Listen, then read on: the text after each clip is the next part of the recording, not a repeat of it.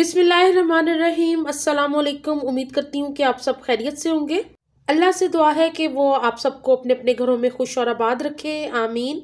आज मैं फिर आपके लिए एक बेक चिकन की मज़ेदार सी रेसिपी लेके आई हूँ। मुझे उम्मीद है कि बाकी रेसिपीज़ की तरह आपको ये भी बहुत पसंद आएगी। आज हम बनाएंगे अपने किचन में बेक चिकन विद पोटैटोज़। इस मज़ेदार से चिकन को बनाने के लिए जिन चीज़ों की ज़रूरत है नोट डाउन कर लें। यहाँ पे मैंने चिकन ले लिया है 1.5 kg, जिसको मैंने धो के अच्छी तरह ड्राई कर लिया है। बड़े पीसेस लीजिएगा इसके लिए।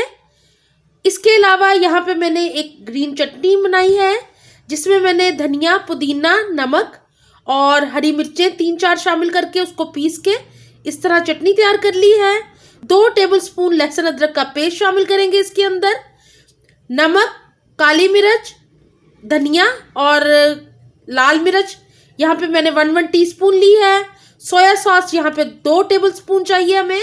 2 टेबलस्पून इसके अंदर हम वाइट विनीगर का शामिल करेंगे। और ये सारी चीज़ें हैं हमारी मैरिनेशन की।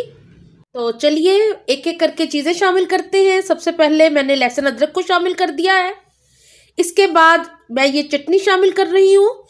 इस चटनी से आप देखेंगे कि इस चिकन का टेस्ट बहुत ही मज़े का हो जाएगा। तो आप इस रेसिपी को ज़रूर फॉलो कीजिएगा।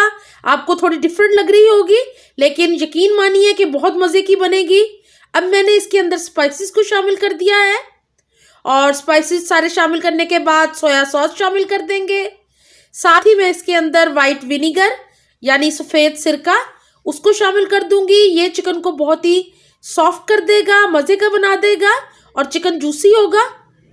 और सबसे लास्ट में 1 कप दही शामिल कर रही हूँ। ये मेरे घर का दही है, इसकी रेसिपी चैनल पे है। चिकन को मैंने बहुत अच्छे से मैरिनेट कर लिया है। अब मैं इसको ओवरनाइट के लिए फ्रिज में रख दूंगी। आपके पास टाइम कम हो तो आप 3-4 घंटे के लिए भी रख सकते हैं। यहाँ पे मैंने चिकन शामिल कर दिया है बेकिंग ट्रे पे, जिसके नीचे मैंने फॉइल पेपर लगाया हुआ है। यहाँ मैंने तकरीबन 1/2 kg आलूओं को मैरिनेशन में शामिल कर दिया है। अच्छी तरह मैरिनेशन लगा देंगे और इन आलूओं को भी मैं चिकन के ऊपर शामिल कर दूंगी। इससे बहुत ही मज़े का टेस्ट आएगा और बच्चे जैसे फ्राइज पसंद करते हैं तो इन आलूओं को शौक से खाएंगे। चिकन और वेजिटेबल्स डाल दिए मैंने। अब मैं ऊपर से तकरीबन 6 टेबलस्पून ऑयल के शामिल कर रही हूँ। अगर आपके पास अवन नहीं है तो आप इस तरह फॉइल पेपर ऊपर से लगा के इसको पतीले में भी बेक कर सकते हैं। अब मैं इसको बेक करूँगी 250 गैस ओवन में 45 मिनट्स के लिए। यहाँ पे जी हमारा मज़ेदार सा bake chicken with potatoes ready हो गया है। स्टीम निकल रही है, आप देख रहे हैं कि कितना मज़े का लग रहा है।